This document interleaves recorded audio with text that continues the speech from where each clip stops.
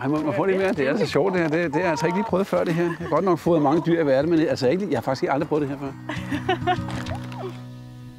Altså, en hel generation i Danmark kender burhønsene, og vi har et billede af den her stakkels høne, der går sådan en tur i sådan en kaninbur, ikke? Altså, og kigger ud med sådan en skaldet hals. Men turbokyllingen er ikke så mange danskere, der kender. Hvorfor ikke? Altså burhøns, der ligger det jo i navnet, at det er nogle høns, der er i buer, og de har det dårligt. Indtil for ganske nyligt, der var turbokyllinger slet ikke noget, man talte om.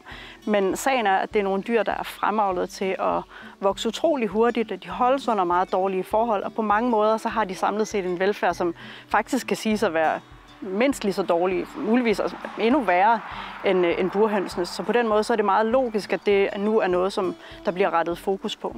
Og Lina, de høns og kyllinger her, du har på dit landsted, er det nogen, simpelthen du har købt eller fået fra kyllingeindustrien? Ja, altså man kan sige, at de høns, som vi har her nu, de er reddet fra landbruget. De fleste af dem de har levet som burhøns tidligere.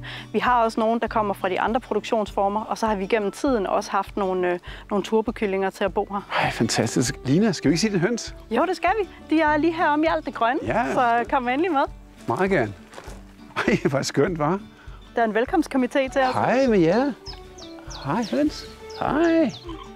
Altså, når man ser de øjne, ikke, så er det altså en klog fugl. Det ser jeg med det samme. Jeg tænker, det er en fugl, der tænker, og en fugl, der gerne vil have kontakt.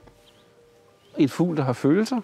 Jamen, helt enig. Man kan sige, ja. Du kan se hende her, hun vil meget gerne hen og kæle og have opmærksomhed. Nu må jeg prøve at give dem hånden, eller skal man prøve det? Må du gerne. Ja, det er sjovt. Nej, det skal ikke. Jeg har altså ikke prøvet før det her. Ej, ja, det er sjovt. Hej med jer. Hej. Nu går dine høns her, der tidligere har været industrihøns, på et kæmpe areal. Altså, hvor lidt plads har turbokyllinger det i dag? De har utrolig lidt plads. De har faktisk endnu mindre plads, end burhøns har. Er det rigtigt? Ja, vi har lavet sådan en lille måde at illustrere det på heromme bag hønsegården, som jeg kan vise dig. Det vil jeg da gerne se. Prøv at se, vi har lavet denne her lille firkant. Det viser 1 kvadratmeter. Sådan en lille kravlegård til høns. Ja, lige præcis. Men Lina, kan vi prøve at lave et billede på det, hvis vi forsigtigt putter nogle høns derind? Ja, jeg tror godt, de kan lokkes til det kortvarigt, hvis de får nogle majs. Så, tak for hjælpen, damer. Så, nu er der 10 høns. 10 høns på 1 kvadratmeter. Altså, når vi ser det her billede her, vi får her, at der går 10 høns på 1 kvadratmeter, og så siger du, at det er meget værre i virkeligheden. Hvor meget værre er det i virkeligheden? Jamen, det er jo faktisk dobbelt så slemt, kan man sige. De må gå 20 turbokyllinger på 1 kvadratmeter. Og nu præsenterede vi det måske, tro det eller ej, sådan lige lovlig rosenrødt, fordi vores høns her er faktisk lidt små sammenlignet med turbokyllinger.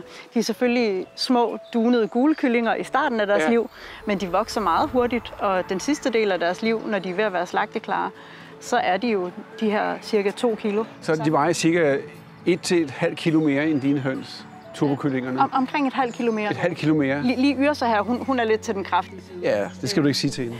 Nej. Og her til sidst, Lina, så har jeg lige et spørgsmål.